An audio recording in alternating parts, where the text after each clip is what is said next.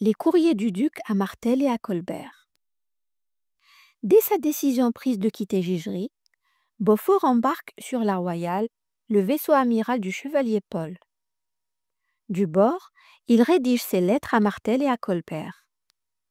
Il ne se contente pas d'y faire le compte-rendu du dernier conseil, mais en profite pour critiquer ses officiers généraux, vider son fiel et épancher sa rancœur envers Gadagne.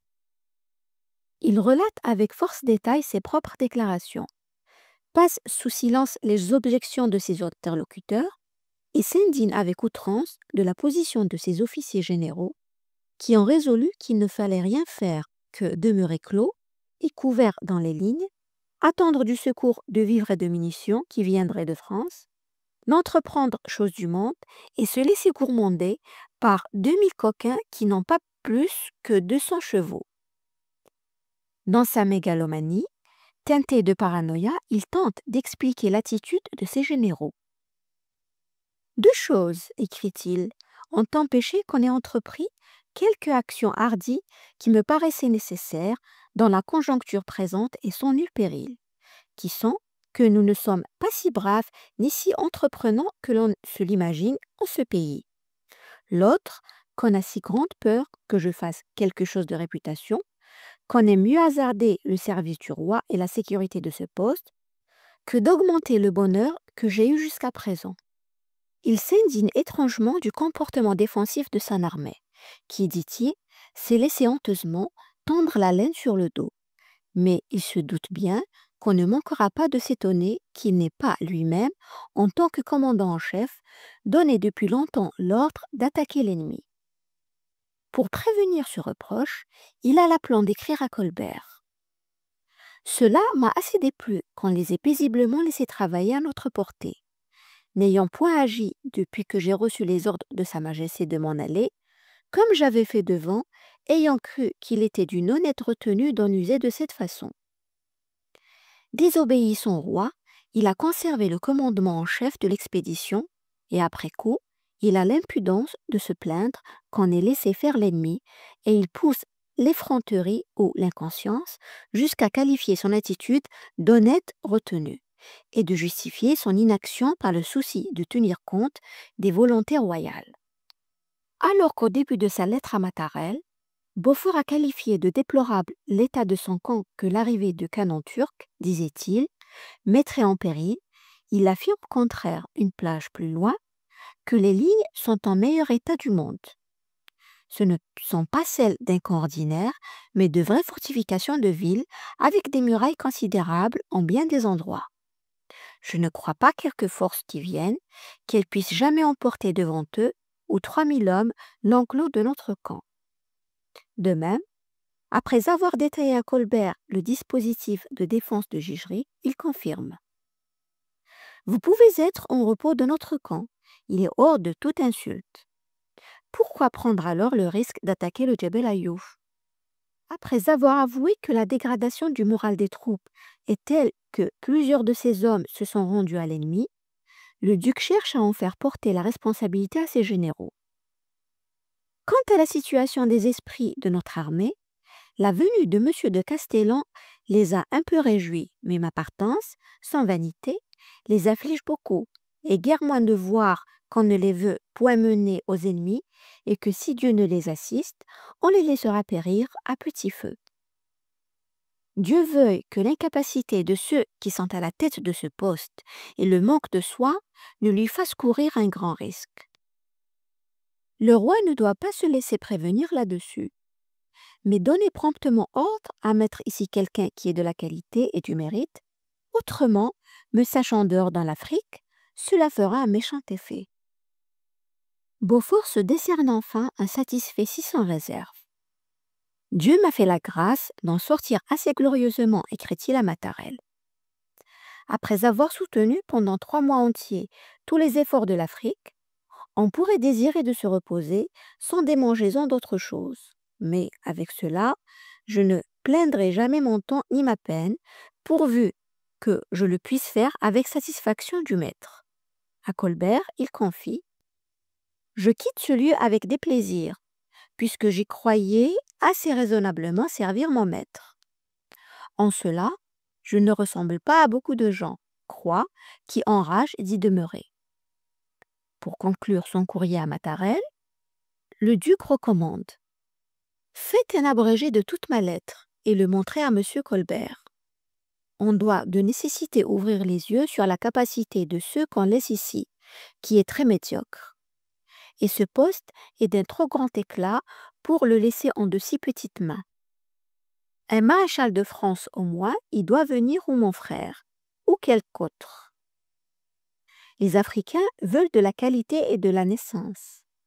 Ce que j'en dis, avoue-t-il avec une hypocrisie naïve, et pour le service, n'ayant elle quelconque contre personne. Il termine sa lettre à Colbert par une prière inquiète. Je vous supplie qu'il n'y ait que le roi qui voie ma lettre, et qu'il ne se moque pas pour cette fois de tous les manques qui y sont. Beaufort quitte Gigri avec son escadre. Castellan reste à Gigri pour seconder Gadane, tandis que les Saints part avec Beaufort pour aller rendre compte au roi de sa mission. Malgré la demande pressante que lui en a faite Gadane, Beaufort a refusé de lui laisser l'interprète Durand. Alors qu'il part croiser en mer, pourquoi le duc tient-il donc tant à garder un interprète auprès de lui? Pour Gadane, la réponse va de soi. Durand est trop bien informé de la situation des forces turques à Gigri. Avant d'appareiller, Beaufort fait débarquer des vaisseaux, 200 hommes, pour renforcer les troupes au sol, et 30 canonniers pour armer les batteries disposées le long des lignes. 2 vaisseaux à court de vivres rentrent en France, le Saint-Louis et le Jules. Le 27 octobre, dans l'après-midi, les 6 autres vaisseaux de l'escadre de Paul lèvent l'ancre et mettent le cap sur Alger. La Royale arbore la corne de l'amiral de France, dont son sillage suivent la Reine, l'Hercule, le Mercure, l'Écureuil et la Perle. À Gigri, il ne reste sous les ordres de Martel que 4 vaisseaux armés en guerre, le Dauphin, le Notre-Dame, le Soleil et la Lune, ainsi que 4 navires de charge. L'Anna armée en flûte, la flûte royale, un brûlot, le Triton et un petit bâtiment, la Licorne. Les autres navires de charge, vaisseaux ou barques de Noli, rentrent demain à Toulon. Les ordres de Beaufort à Martel précisent que 2 vaisseaux de guerre resteront mouillés devant Gigri, pendant que les 4 bâtiments de charge, escortés de 2 autres vaisseaux, essaieront de fournir l'armée de bois et de viande fraîche. Le Soleil et la Lune, les 2 plus vieux vaisseaux de la Royale, sont dans un si piteux état qu'ils seront sans nul doute choisis par Martel pour rester en mouillage. Jusqu'à présent, les Français disposaient toujours à Gigri de 8 à 12 vaisseaux armés en guerre pour assurer la protection de leur camp. Et au moment où la pression turque se fait de plus en plus forte, Beaufort ne laisse que 2 vieux vaisseaux pour cette même mission. Au lieu des dizaines de bâtiments qui assuraient jusqu'à ce jour le ravitaillement du poste, Martel ne disposera plus, pour ce faire, que de 4 navires, dont un brûlot de faible tonnage. Plus grave encore, même si tous ces bâtiments étaient simultanément présents à Gigri, ils n'offriraient pas la capacité suffisante pour évacuer, si nécessaire, le corps expéditionnaire. La décision de Beaufort de laisser sur place un si faible dispositif est d'autant plus surprenante que le jour même, il écrit à Colbert: Monsieur, mon sentiment est qu'il faut pour conserver ce poste et tenir la mer 15 vaisseaux de guerre, 4 dans le bâtiment pour aller aux îles chercher des rafraîchissements, et 6 autres qui ne fassent que prendre terre en France pour apporter des munitions de guerre et de bouche pour les soldats. Le combat de Bougie. En ce mardi 28 octobre, les 6 vaisseaux de l'escadre de Beaufort longent la côte. Ils font voile vers Alger. À bord, la mise en route est difficile. Les marins, fatigués par 3 mois d'inactivité sous la chaleur de l'été et affaiblis par la sous-alimentation, souffrent de 1000 maux. Les navires, eux aussi, ont souffert de l'immobilité et du manque de carénage. Les algues et les coquillages, qui prolifèrent dans les eaux chaudes de Gigri, ont recouvert les œuvres vives des navires et réduisent dangereusement leur manœuvrabilité. Plusieurs font eau. Rongés par le sel et l'humidité, et faute d'entretien, les manœuvres et les voiles sont couvertes de moisissures, d'écastillages et les chaînes sont attaquées par la rouille. L'ordre donné la veille de virer un guideau a dissipé en un instant l'inquiétude instillée dans les cœurs par une longue attente. Les équipages sont allègrement montés à la manœuvre. À bord de la Royale, Paul, heureux de respirer enfin l'air du large, observe le Djebel Gouraya qui, droit devant eux, au-dessus de Bougie, émerge dans la brume du matin. Le navire amiral a pris en chasse de petites embarcations qui naviguaient le long de la côte. À quelques nautiques en avant, l'écureuil et la perle repèrent les voiles de 2 vaisseaux turcs qui, cap à l'est, doublent le cap Carbon. L'un d'eux serre la côte, l'autre navigue quelques milles au large. Alerté, le chevalier Paul prend la direction des opérations. Il met le cap sur Bougie pour interdire au premier navire turc l'accès du port. Pendant ce temps, les 5 autres vaisseaux courent sur l'autre turc qui tente de prendre le large. Pris sous le feu croisé des Français, ce navire est vite hors de combat. Il menace de sombrer. Une partie de l'équipage se jette à l'eau dans l'espoir de regagner le rivage à la nage. Les Français mettent les chaloupes à la mer. À leur bord, plusieurs dizaines de marins, solidement armés, s'apprêtent à l'abordage, mais le Turc se rend sans combattre.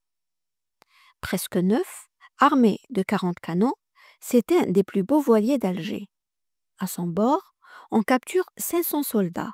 On s'empare d'armes, de munitions, d'outils et de nombreux équipements destinés à renforcer le camp turc de Gigri. La Royale a coupé la retraite à l'autre vaisseau turc qui, renonçant à entrer dans le port, s'abrite au pied des fortifications. Malgré le tir soutenu des canons de la ville, Paul approche l'ennemi de tout près. Les traves de la Royale touchent presque les murs de la forteresse. Canonné à bout portant, le Turc est vite désemparé. En toute hâte, Paul fait mettre les chaloupes à la mer. Sous le feu intense des canons et des mousquets de la garnison turque, les marins français montent à bord du vaisseau ennemi que l'équipage a déjà déserté. Ils frappent une remorque pour tenter de déhaler le bâtiment au large. C'est trop tard. Le Turc fait eau de toutes parts. Sa quille déjà talonne le rocher. Alors que la Royale bombarde les remparts, les marins français, une demi-heure durant, se livrent à un pillage en règle de l'épave. Ils détruisent les manœuvres, enclouent les canons, s'emparent des armements légers et des pavillons turcs avant de regagner la Royale. En s'éloignant, le navire amiral lâche ses dernières salves pour achever le vaisseau turc et pour battre le fort afin de protéger sa retraite. Les prisonniers apprennent aux Français que le débarquement de leurs troupes à Gigri avait jeté les contrées voisines dans une grande consternation, que les commandants des troupes d'Alger, par les relations qu'ils envoyaient au divan, représentaient les Français comme les hommes les plus habiles et les plus déterminés, qu'on ne pouvait ni surprendre ni forcer, que la défense si vigoureuse de la tour, avec 40 ou 50 hommes seulement, et l'effet des grenades qui leur étaient auparavant peu connues, les avait obligés à porter leur camp à demi-lieue plus loin pour se mettre en sûreté contre quelque attaque générale que, sur ces nouvelles, la populace d'Alger alarmée avait fait mourir 2 des principaux du Conseil, leur reprochant d'avoir dépouillé leur ville de sa défense quand ils s'étaient obstinés à envoyer ce secours contre les chrétiens, que néanmoins il avait été résolu enfin de soutenir une entreprise où l'on était si engagé et d'envoyer quelques pièces de gros canons que les commandants de leurs troupes demandaient sans cesse comme absolument nécessaires. Les prisonniers confirment l'arrivée d'importants renforts en hommes et en équipement et le débarquement de plusieurs gros canons à Gigri quelques jours plus tôt. Beaufort ordonne au marqueur de rallier Gigri pour que son capitaine, le Turel, transmette cette dernière information à Gadagne. Le retour du duc de Beaufort en France. À bord de la Royale, les dégâts sont importants. Un gentilhomme volontaire, le chevalier de Chemilly, est mortellement blessé. Plusieurs membres de l'équipage sont blessés. Quelques-uns ont été tués. Le duc déplore la mort de son maître d'hôtel. 2 jours sont nécessaires pour réparer la Royale, ainsi que le vaisseau turc capturé au large. Le vent du nord force, la mer se lève. Les capitaines font remarquer qu'il ne leur reste plus que 20 jours de vivre et que leurs bâtiments ont un besoin urgent de carénage. Le 30 octobre au soir, le duc donne l'ordre de faire route vers l'ouest, mais il renonce à toute opération d'envergure ou de longue durée devant Alger. Il s'y montre seulement à rendre à Toulon. En appareillant de Gigerie, Beaufort n'étant pas censé être au courant de l'arrivée des canons turcs, il avait alors l'excuse de partir justement pour interdire le débarquement de ses pièces d'artillerie. Mais le 30 octobre, lorsqu'il décide de rentrer en France, il sait alors avec certitude que les Turcs disposent maintenant de gros canons à Gigerie. 5 jours plus tôt, il a reconnu devant ses généraux que, dans cette éventualité, le camp ne pourrait être gardé et qu'il n'y aurait point de parti à prendre que celui de rembarquer les troupes. Il rentre pourtant à Toulon, sachant qu'il abandonne le camp avec des effectifs trop faibles et une protection d'artillerie insuffisante pour assurer une retraite honorable, et qu'il ne laisse même pas à Gadagne assez de vivres pour permettre l'évacuation de la totalité des troupes et des canons. Rien ne peut excuser cette décision indigne. Peut-on seulement l'expliquer? L'explication donnée par Gadagne au comportement de Beaufort. Dans son mémoire, Gadagne, après avoir passé en revue et rejeté avec un talent d'avocat toutes les excuses que Beaufort aurait pu présenter pour sa défense, propose au roi une explication. Je sais que M. de Beaufort avait ordre de votre majesté d'aller devant Alger. Mais l'ordre, à mon avis, ne subsiste plus quand la raison de l'ordre cesse.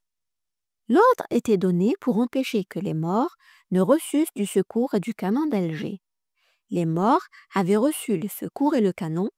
La raison de l'ordre cessait donc, et l'ordre ne subsistait plus. Pour moi, sire, j'avoue que je n'ai jamais pu deviner pourquoi M. de Beaufort s'est dispensé de revenir à l'armée. Dira-t-on qu'il ait ignoré la nécessité de la retraite?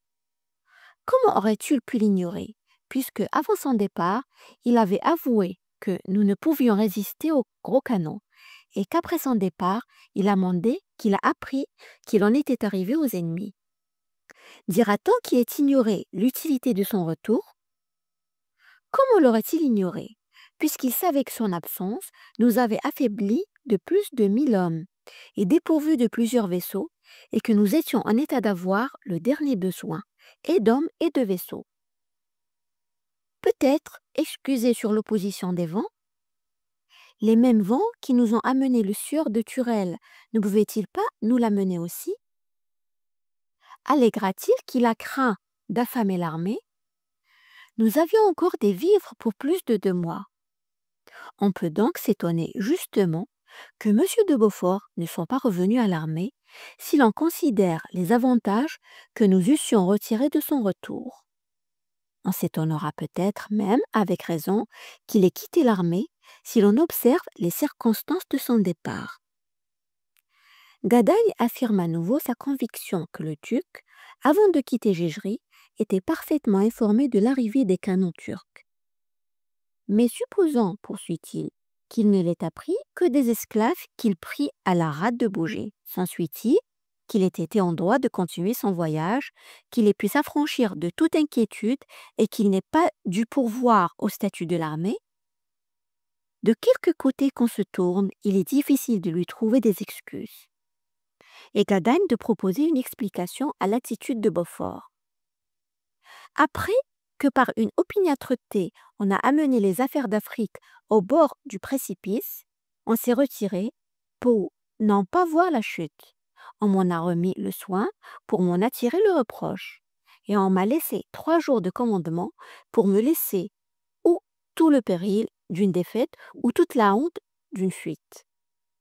Beaufort a cru que, par son éloignement, le mauvais succès des armes de votre majesté ne serait plus que mon affaire, qui n'aurait point de part à notre honte si l'on n'avait point à notre disgrâce.